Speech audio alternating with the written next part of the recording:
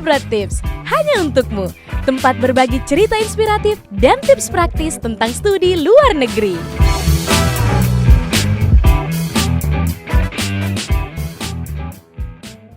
Assalamualaikum warahmatullahi wabarakatuh. Halo teman-teman semua, selamat datang di Study Abroad Tips for You. Masih bersama aku Nila di sini. Di episode terakhir ini kita akan membahas sesuatu yang sering kali luput dari perhatian para mahasiswa, khususnya mereka yang mau fokus studi di luar negeri. Yaitu apa? Tantangan yang dihadapi mahasiswa saat kembali ke tanah air setelah menyelesaikan kuliah studi di luar negeri. Atau yang biasa kita kenal dengan reverse culture shock. Nah, hari ini kita ditemani oleh salah satu alumni George Washington juga, yaitu Kak Sulhan Rumaru yang sudah di Indonesia. Dan saat ini kita terhubung via Zoom dan beliau saat ini baru saja masuk di fase re-entry atau baru saja beralih dari lulus menjadi alumni dan kembali ke Indonesia. Halo Kak Sulhan. Halo. Thank you banget Kak udah bersedia mampir ke podcast ini. Podcast dari anak GW juga. Luar biasa memang. Sudah menguasai studio kampus sendiri nih. Iya dong, harus memanfaatkan fasilitas kampus. Thank you loh Kak. Benar. Meskipun beda time zone Kakak tetap menyempatkan waktu. Oh jelas. Harus dong. Oh ya, for your information teman-teman pendengar, Kak Sulhan nih termaksud salah satu mentor aku. Pokoknya banyak persiapan aku sebelum lanjut ke sini, Kak Sulhan banyak banget yang bantu. Kak Sulhan boleh dong Kak disapa teman-teman pendengarnya biar mereka juga tahu siapa sih Kak Sulhan. Assalamualaikum warahmatullahi wabarakatuh. Halo semuanya teman-teman pendengar dari Nila Febrianti. Nama saya Sulhan Rumaru. Saya alumni dari George Washington University juga, sama seperti Nila. Dan kebetulan kami juga ada di jurusan yang sama ya. Yes Kak, bener Communication banget. Management. Iya. Yes. Jadi kami satu jurusan dan saya sudah lulus tahun 2023 lalu dan baru pulang di 2024 setelah 1 tahun academic training di US. Yes. Dan for information teman-teman, Kak Sulhan ini juga merupakan anak timur. Betul. Dari Dan Ambon, lebih tepatnya di Seram bagian timur. Seram bagian timur. Lebih dekat ke Misol, Papua kayaknya. Oke, yes. Raja Ampat. Yes. Oh, Raja Ampat. Serius Kak? Ya, lebih dekat ke sana lah. Oh wow, nice. Kak Sulhan ini juga adalah senior aku di UIN Jakarta dengan jurusan yang sama. Iya, benar. Jadi kami ini ya, kita satu jurusan sejak S1 ya. Yes. S2 pun harus sama juga. Yes, Kak Susi bahkan istri kakak juga itu ada di jurusan yang sama juga Mak. Kita semua. Podcast alumni. Iya, ini namanya podcast alumni sih. Ya. Kak Sulhan juga ya udah berkeluarga dan memiliki anak perempuan yang lucu. Jadi kita akan mendengarkan nih perspektif yang lebih menarik gimana Kak Sulhan beradaptasi setelah kembali di Indonesia bersama keluarga. Bayangin gak sendiri tapi juga bersama keluarga. Oke, untuk tahu lebih lanjut mari kita masuk ke interview session.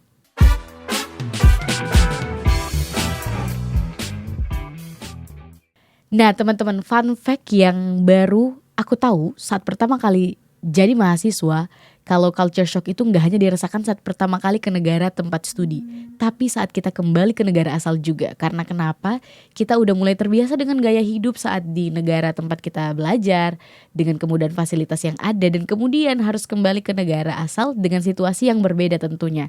Nah, istilah yang digunakan untuk menggambarkan fenomena ini adalah taste the sky. Perasaan ketika teman-teman udah terbiasa dengan hal yang serba mudah, fasilitas yang sangat memadai, kemudian harus kembali ke negara asal yang sebelumnya itu udah biasa banget dengan kita, tapi ketika kembali kita merasa asing di tempat kita sendiri. Nah, untuk Kak Sulhan nih, ada nggak Kak culture shock atau tantangan besar yang pernah Kakak hadapi saat pertama kali nyampe di Indonesia setelah menyelesaikan studi? Apakah ada perasaan Kakak merasa asing dengan lingkungan sendiri? Jadi sebenarnya begini ya, dari perspektif saya sebagai seorang perantau di US yang mengalami juga culture shock di sana, di Amerika begitu. Mulai dari sisi akademisnya, kemudian dari sisi sosialnya gitu ya. kemudian dari sisi lingkungan, hukum dan lain-lain tuh kita tahu bahwa di negara maju itu memang berbalik sangat jauh dari negara kita yang memang terkesan setiap hari itu banyak peristiwa yang random yang bahkan mungkin tidak kita duga. Berbeda dengan di US yang hari-harinya bisa kita tebak besok seperti apa dan bagaimana karena memang sangat teratur begitu ya. Nah, Hmm. kembali ke Indonesia justru yang paling saya kangenin dari Indonesia adalah ketidakteraturan itu. Karena ketidakteraturan itu kemudian akhirnya membuat kita jauh lebih apa ya waspada, membuat kita jauh lebih segar karena setiap hari menemukan hal-hal baru gitu ya dalam arti yang bukan ada dalam rencana kita tapi out Hmm. of rencana kita sendiri gitu ya. Jadi um, itu yang saya kangenin. Tapi kemudian realitanya ketika saya pulang adalah saya harus akui bahwa kita harus saya sendiri itu melakukan readaptasi ya. Jadi Hmm. beradaptasi ulang begitu, beradaptasi kembali dengan lingkungan sosial. Karena bagaimanapun lingkungan sosial itu sudah melihat kita sebagai subjek yang berbeda ketika sebelum berangkat ke US dan setelah kembali dari US gitu Setuju kan. sih. Iya, kita selalu dianggap sebagai subjek yang berbeda dan kebetulan secara filosofis kan uh, kita itu tidak akan bertemu untuk kedua kalinya. Itu dalam dalam sebuah pandangan filsafat bahwa kita tidak akan bertemu seseorang untuk kedua kalinya. Dalam arti bahwa seseorang itu selalu baru dari waktu ke waktu. Baik itu dari pengalaman, kemudian baik itu dari sisi kedewasaannya, dan banyak hal yang mengubah dia sehingga dia tidak akan pernah jadi orang yang sama dari waktu ke waktu. Begitupun ketika pulang. Saya pasti mengalami yang namanya situasi lingkungan sosial yang juga baru.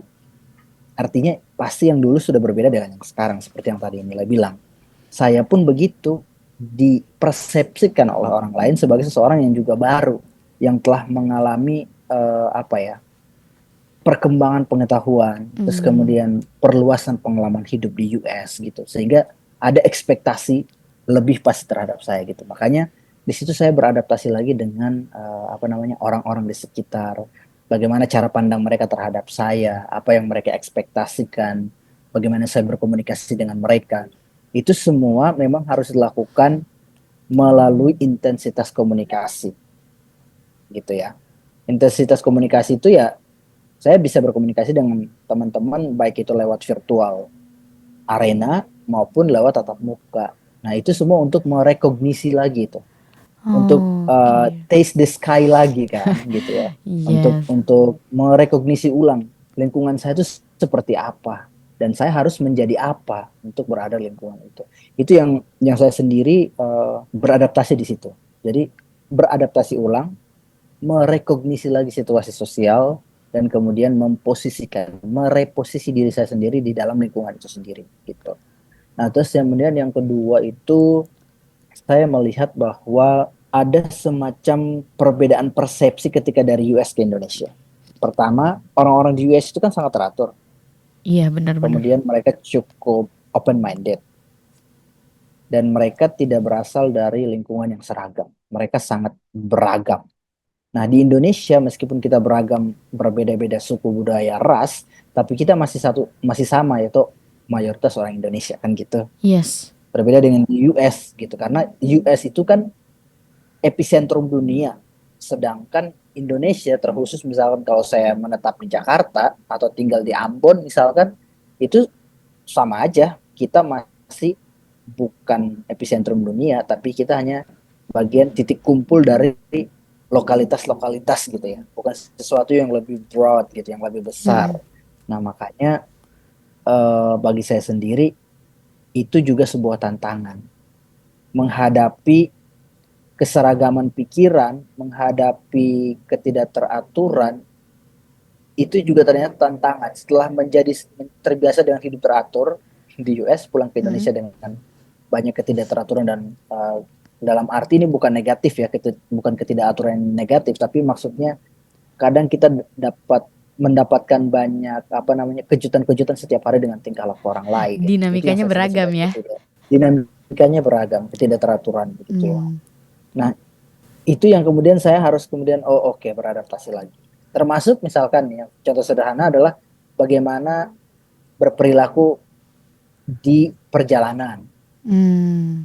Misalkan pengendara mobil, pengendara motor di Indonesia tuh bisa bisa saja mereka tuh ugal-ugalan, terus kemudian kadang tidak patuh terhadap lalu lintas misalkan. Itu Iya. berbeda jauh 180 derajat dengan di Di US US. kan gitu. Yes, Nah, sangat benar-benar. berbeda. Jadi akhirnya kita kemudian menyadari bahwa kita kembali ke lingkungan yang harus memberdayakan diri kita untuk impactful gitu ya terhadap orang lain.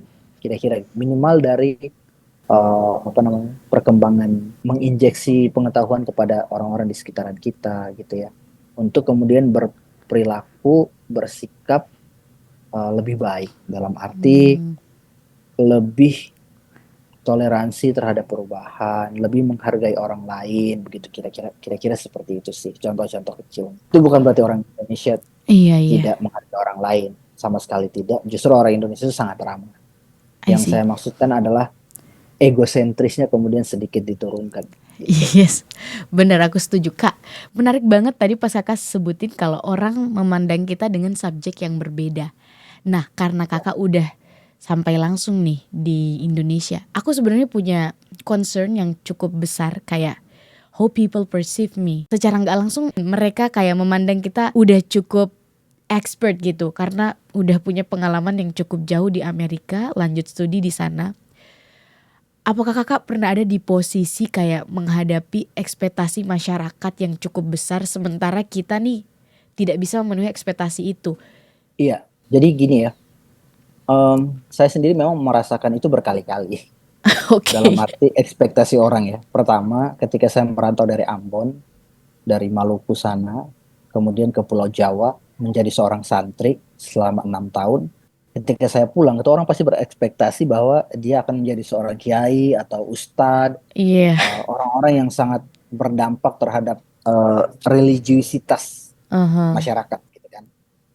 Sehingga saya waktu pulang di usia saya yang masih sekitar 15 tahun untuk baru lulus SMP atau MTS, Aha. itu langsung saya dikasih panggung untuk ceramah.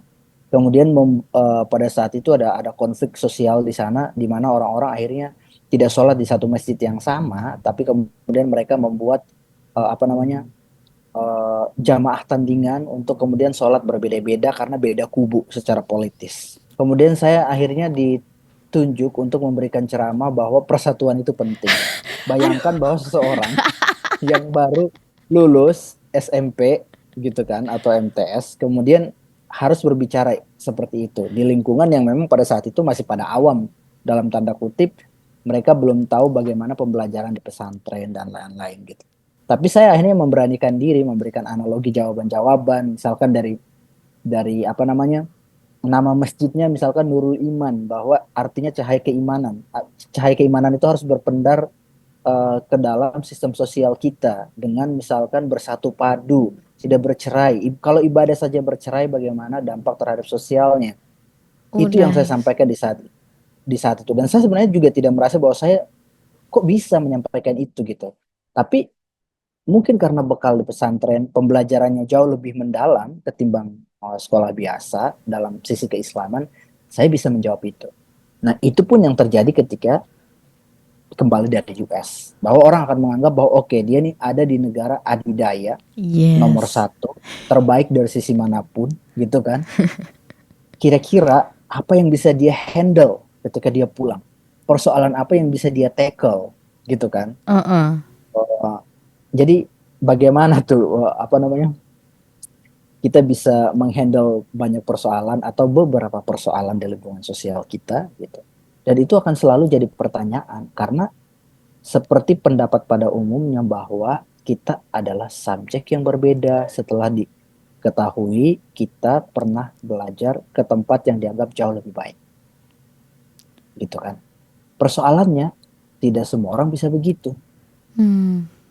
Tidak semua orang mengalami perubahan secara signifikan ketika dia merantau. Mungkin dia bisa mengalami perubahan tapi dia butuh waktu yang lebih lama. Bisa jadi kan. Yes.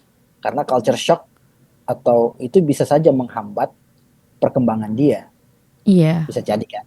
Atau kemudian ada persoalan eksternal yang menghambat apa namanya perkembangan dia di negara tempat dia belajar misalkan. Nah, Mhm. kalau saya sendiri karena memang linear pembelajaran dari S1 ke S2 bidang komunikasi, jadi saya merasa tidak terlalu banyak uh, persoalan, gitu, tidak terlalu banyak persoalan. Hanya memang ya dipandang sebagai subjek berbeda untuk menyelesaikan masalah-masalah itu selalu ada. Contohnya misalkan, oke, pulang dari US berarti minimal sudah bisa bantu kita untuk mencerahkan bagaimana mendapatkan beasiswa ke luar negeri. Mmm. Kemudian menjadi penerjemah bahasa Inggris pada program-program yang melibatkan orang asing di kampus misalkan gitu. Oh iya. Karena saya bekerja di kampus gitu. Itu persoalan yang harus mau nggak mau kita harus apa ya facing the problem gitu kan, harus menghadapi problem gitu. Terus Mmm. kemudian ya ya harus bisa men-tackle itu gitu sampai sampai selesai. Saya merasa bahwa semua persoalan itu memang mesti dihadapi, nggak peduli kita lulusan luar negeri atau dalam negeri, Ah. selama masalah itu ada dalam domain keahlian kita. Ini penting ya. Yes. Ada dalam domain keahlian kita, maka kita perlu mencoba untuk menyelesaikannya. Kalau persoalan itu di luar domain kita, ya saran saya sih jangan mencoba untuk menyelesaikan, tapi berikan pada ahli. Itu sih yang saya rasakan gitu kira-kira nilai. Oke, berarti yang penting adalah apapun challenge-nya selama itu sesuai dengan track kamu, background kamu, Hmm. pasti Hmm. bisa dihadapi. Ya, selama ada dalam domain kita pasti bisa. Oke, make sense. Nah, Kak, aku mau lanjut nih, itu kan dari perspektif Kakak sendiri ya. Kakak bisa, sharing dikit nggak gimana, istri Kakak atau yang paling, ini nih anak Kakak, dia kan Hmm. lahir di US ya. Betul. Gimana cara Kakak untuk memperkenalkan baby Kakak dengan culture yang ada di Indonesia? Apalagi kan dari segi cuaca itu kan beda ya, Kak. Betul. Nah, kalau proses adaptasi Kakak dalam menghadapi kesulitan itu untuk baby sendiri merasa nyaman gimana, Kak? Jadi gini ya, Nil. Kalau untuk culture jelas saya sih tidak bisa mengetahui isi pikirannya Yes. karena memang kan masih usia 2 tahun ya, Iya. belum mapan dalam berkomunikasi gitu. Tapi saya membaca ekspresi gitu ya. Saya Oke, membaca semiotik banget ekspresi nih. dia, haha, betul, sebagai bentuk dari semiotika komunikasi, saya membaca ekspresi dia sebagai bentuk dari komunikasi kan, cara dia berkomunikasi. Nah, ketika dia masuk, kami masukkan ke sekolah-sekolah eh, dalam apa sekolah-sekolah yang ada di sini. Dan 2 tahun ini kan sekolahnya masih sekolah perkenalan soal lingkungan, ya kan, Heeh. adaptasi dengan teman-teman di Indonesia, terus bagaimana permainan-permainan Montessori dan lain-lain, kira-kira gitu kami kenalkan dengan itu. Nah, pertama mungkin dia shocknya adalah dari sisi bahasa. Ketika dia selama di US itu akrab dengan bahasa Inggris, kemudian kami orang tuanya, saya sebagai ayahnya juga mengajak dia ngomong dalam bahasa Inggris, guru-gurunya otomatis di sekolah, teman-temannya juga di sana berkomunikasi, eh, terutama orang tua dari teman-temannya berkomunikasi dalam bahasa Inggris sehingga lingkungan dia full English Mmm. atau minimal 90% full English sebelum dia sampai rumah beradaptasi dengan bahasa Indonesia lagi. Mhm. Nah, itu dia punya keceriaan, keberanian itu tinggi ketika di US. Ketika dia balik ke sini, dia tuh merasa asing karena kok bahasa pengantarnya beda nih. Mmm. Ketika dia disuruh nyanyi misalkan lagu apa namanya, lagu-lagu yang ada yang sama nadanya gitu ya antara Indonesia dengan bahasa Inggrisnya, tetap dia misalkan nih contoh lagunya adalah misalkan if you happy and you know Iya clap itu. your hand, ya kan? Heeh heeh. Jika kau suka hati bisa tepuk tangan dan lain-lain gitu kan. Itu ketika dinyanyikan dalam bahasa Indonesia dia kurang respon. Tapi ketika dinyanyikan dalam bahasa Inggris dia respon. Terus ketika instruksinya dalam bahasa Inggris dia respon, dalam bahasa Indonesia dia masih belum respon. Jadi itu masih adaptasi switching bahasa gitu ya kan. Dia dia secara pribadi yang saya lihat dari sikapnya, membaca sikapnya, ekspresi komunikasinya adalah masih beradaptasi soal bahasa.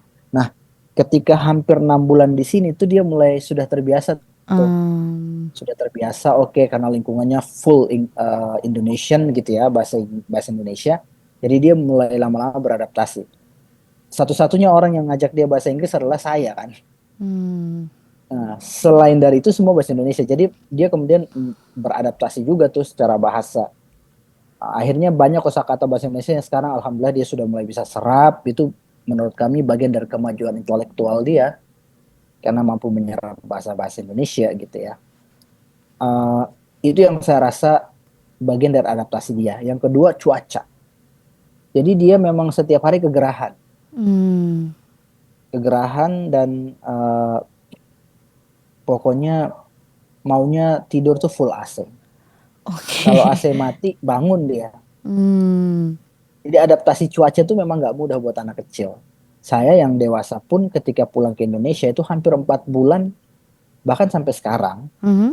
itu masih belum bisa seperti orang Indonesia lain yang kalau keluar naik motor keluar perjalanan jauh misalkan mereka lapis jaket. Heeh. Saya tuh belum bisa lapis jaket Oke. Itu hal karena kecil ya. gerahnya minta ampun. Itu hal Oh, sepele, iya. adaptasi terhadap cuaca. Akhirnya saya beli tuh yang kaos-kaos tipis lengan panjang yang penting ya, terlindungi dari bias matahari yang sangat menggigit di Indonesia gitu kan. Nah, itu aja itu dari sisi cuaca itu udah sudah beda gitu adaptasi. Dan saya rasa akan terus beradaptasi sampai kemudian terbiasa. Itu Hmm. dari sisi lingkungan ya, dari lingkungan.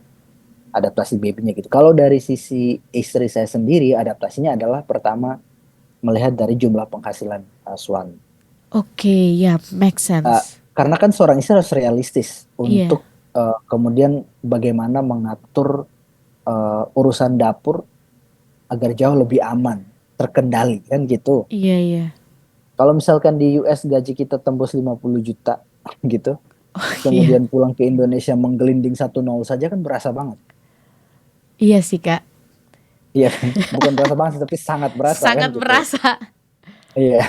Nah, maksud saya untungnya selama kami di US kami punya tabungan. Jadi apapun pekerjaan kami di sini tuh orientasinya bukan pada besaran gaji, tapi orientasi pada dampak yang bisa kami berikan sebagai orang yang baru pulang dari US, dianggap sebagai orang terdidik, well educated person gitu ya, Mhm.